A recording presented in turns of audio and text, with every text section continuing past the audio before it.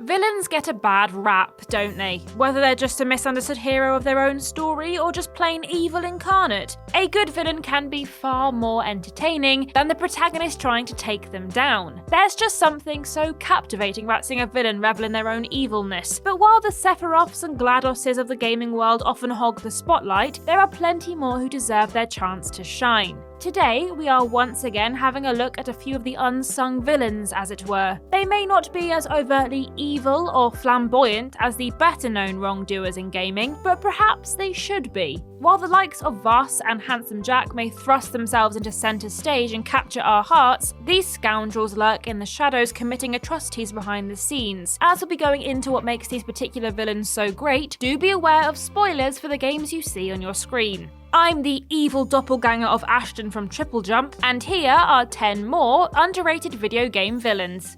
Number 10, The Outsider, Dishonored series. As his name suggests, Dishonored's outsider is more of an outside influence than a true villain. He watches from the void, subtly manipulating events with no real agenda. Saying that, his moral ambiguity definitely leans closer to the side of the sinister, especially given the fact that he readily bestows darkly magic powers on known murderers. That, and the fact that his eyes are solid black, means it's probably safe to say the Abbey of the Everyman were maybe onto something when they branded him a devil. In each game and expansion, players take control of a character who has been branded by the outsider. He says it's to help them out of the situation they currently find themselves in, but seeing as the world is, to put it politely, a bit of a dung heap and doesn't offer his gifts to anyone else, it's clear that he has his own secret plan. Oh, and if the fact that his gifts include the ability to take over people's minds and summon swarms of hungry rats doesn't prove that he's a little bit evil, I don't know what will.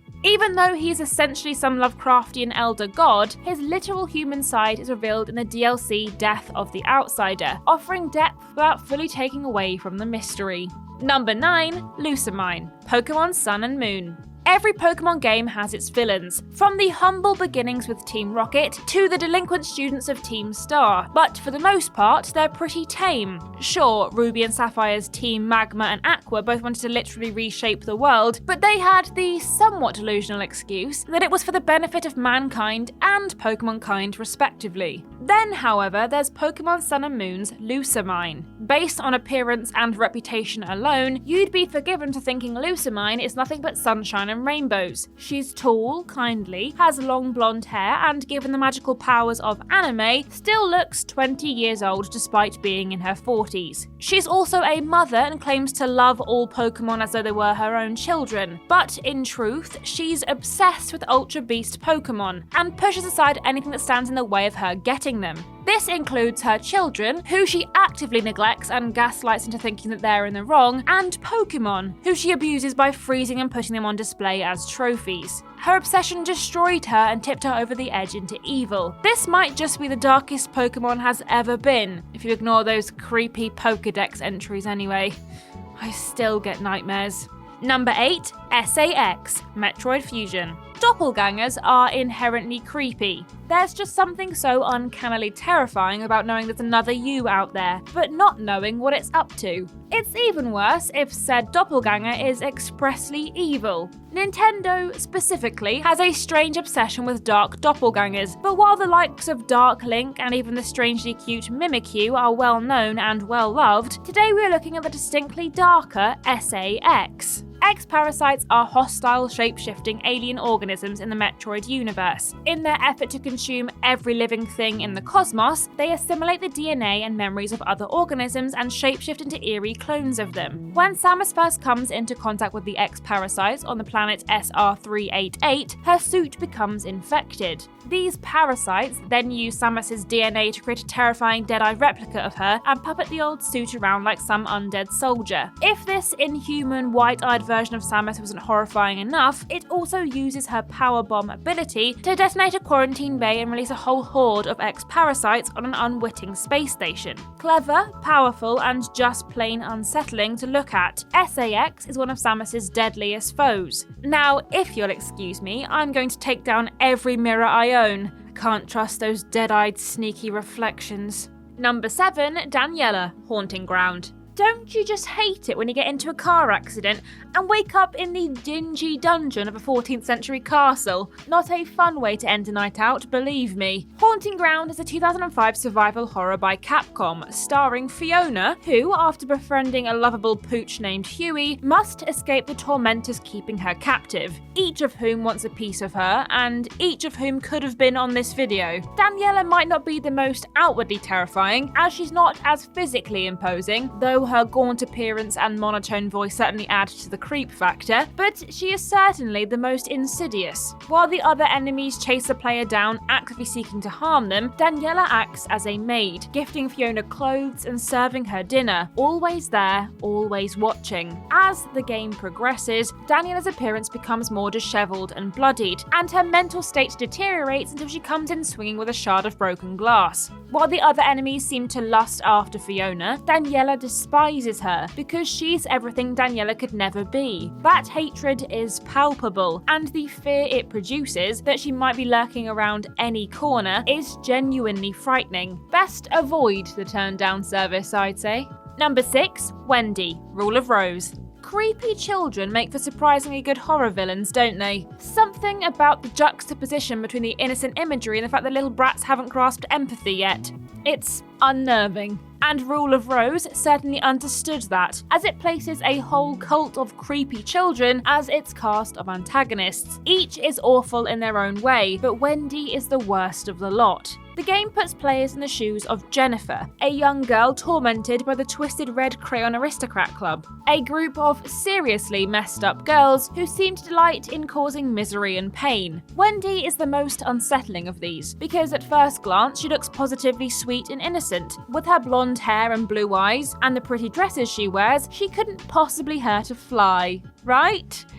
Dead wrong. She is utterly obsessed with Jennifer, and when Jennifer doesn't reciprocate that attention, Wendy kills her dog. Yeah, she's that evil. Due to the runaway nature of media outrage which was completely fabricated by the way, Rule of Rose was banned in many countries across Europe, and as a result, many missed out on this uncanny evil villain. Probably a good thing for those dog lovers out there. Number 5, Professor Hojo, Final Fantasy VII. Mad scientists. They're either standing front and centre, shouting about their creations from the rooftops and generally making a nuisance of themselves, or they're toiling away behind the scenes, committing atrocities the likes of the Geneva Convention hasn't even conceived. Final Fantasy VII's Professor Hojo is definitely one of the latter, which might be why, despite his obvious villainy, he never tops any best villains list. As head of Shinra's Science and Research Division and the lead scientist behind both Soldier and the Genova Project, Hojo is essentially responsible for kicking off the events of Final Fantasy VII, Crisis Core and Dirge of Cerberus. His incredibly unethical experiments not only put the city of Midgar and the entire world at risk, but also birthed the silver-haired supermodel himself, Sephiroth, an act which was not good for anybody. Sorry, Aerith. Adding to his evilness, Hojo has almost no regard for human life. He refers to those he experiments on as test subjects, never bothering to learn their names before they inevitably die, and he revels in their destruction, often cackling with maniacal laughter when witnessing the damage he wrought. You know, for a so-called electrical company, Shinra has a surprising number of super soldiers and mad scientists. Makes you wonder what British Gas is up to. Number 4, William Birkin, Resident Evil 2.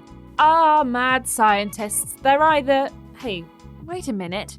This is remarkably similar to the last entry. But then, Professor Hojo and Resident Evil 2's William Birkin are surprisingly similar mad scientists. One threatened all of humanity by unleashing a homicidal super soldier with a big sword, and the other by unleashing not one, but 2 zombie viruses. Dr. William Birkin is a virologist at the wonderfully unethical Umbrella Corporation. He started his villainous career young, joining the company at only 15 years old, and immediately adapted to their less than stellar health and safety policies. He experimented on Lisa Trevor, using her unique biology to further his research into the T-virus, and developing this new strain to help create both the reptilian nightmares known as the Hunters and the unstoppable force known as the Tyrant. Not content with almost dooming humanity the once, he then went on to discover the G-virus, which he then infected himself with.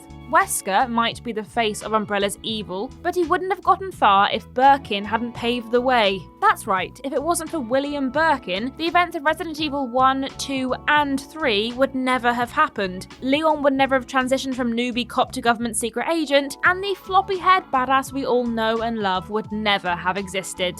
Number 3, Odin, God of War Ragnarok. The lovable severed head of one-time advisor to the gods Mimir certainly loves to talk. In fact, nothing will shut him up, not even Kratos' grumbling, stony-faced silence. And one of the things Mimir likes to talk about the most? Odin, namely how awful, manipulative, and downright mean the self-proclaimed All-Father is. So when players meet a small, elderly man claiming to be the king of the gods, they might be a little confused, especially if they were expecting another Zeus. The truth is, everything Odin does is planned from the start, and designed to catch the player off guard. He's not a physical threat to Kratos, but he always acts as though he is in complete control. He's underhanded, threatening Kratos the moment he sees him, before casually joking about it and forgiving him. Then, when he realizes Kratos cannot be bargained with, he uses Thor to get him out of the way and turns his charms on Atreus. He breaks Atreus down slowly, pretending to be an understanding father figure, giving him gifts and information, even deliberately dropping him outside of Asgard's walls, so Atreus has to both see the civilians Odin has saved and work to get inside. Odin is a master manipulator, and he's so good many players missed it entirely. His only flaw is he underestimated Kratos' sheer stubbornness.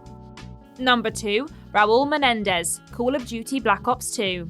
Call of Duty villains tend to be very one-note and one-dimensional. They want money, they want power, they want war for war's sake. Boring. But then, Black Ops 2 decided to shake things up by introducing the world to Raul Menendez, a Nicaraguan drug lord and leader of the Cordestay terrorist organization, with a bone to pick with the United States. He lived through the Nicaraguan Revolution and saw firsthand the terrible deeds the US-backed militia carried out on his fellow countrymen. Later, he and his sister were forced to hide out in a warehouse after losing their home, only for the American owner to burn the warehouse down, with them inside, for the insurance money. Raul and his sister both survived, but his sister was severely burnt, and Raul's bitterness transformed into full-on anger and desire for revenge. Though the outcome changes depending on the player's choice, Raul Menendez creates the largest terrorist organization the world has ever known, one with followers who follow him from beyond the grave, and conducts one of the biggest cyber attacks in history in an attempt to wipe out the stock market. He has more backstory than all the other Call of Duty villains put together, and a wiki page more extensive than Modern Warfare 3's campaign.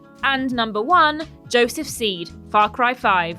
Far Cry hit it out of the park with their third installment's charismatic and chaotic villain Vaas. He was so popular, he catapulted the Far Cry series into the mainstream and set a precedent for over-the-top villains in all future sequels. Far Cry 4's Pagan Min was certainly over the top, but fun as he was, he failed to capture Vaas's magic. So Ubisoft changed tack with Far Cry 5. Known as the Father, Joseph Seed is the leader of a doomsday prepping religious cult in mountainous Hope County, Montana. While America isn't all that exotic a location at first glance, and this shirtless, man-bun-wearing Jared Leto impersonator isn't as unhinged as previous villains, there's more going on than meets the eye. Joseph Seed is both charismatic and manipulative, coercing the entire county to join his cult, and convincing his brothers and adoptive sister that he is the true prophet of God, and that everything he does is God's will. There's something so insidious about his methods that he gets under your skin like all the best villains should. Insanity is repeating the same thing over and over and expecting different results, but when Far Cry tried something new, many of the fans bemoaned it as boring. So who is the true crazy one? Based on their recent output of games though,